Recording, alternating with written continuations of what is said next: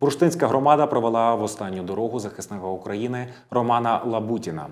Траурний кортеж під звуки оркестру мешканці зустрічали на колінах.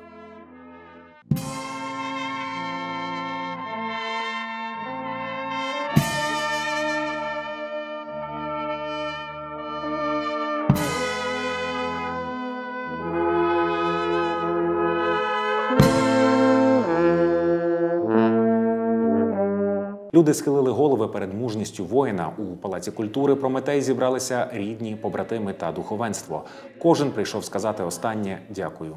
У 2018 році Роман вперше став до лав Збройних сил України, а з початком Великої війни без вагань пішов захищати батьківщину. Він пройшов гарячі точки, зазнав поранення, а у 2023 році пережив загибель рідного брата Віталія. Роман до останнього залишався вірним Україні. Поховали героя у рідному на Сташині. Вічна пам'ять і шана герою.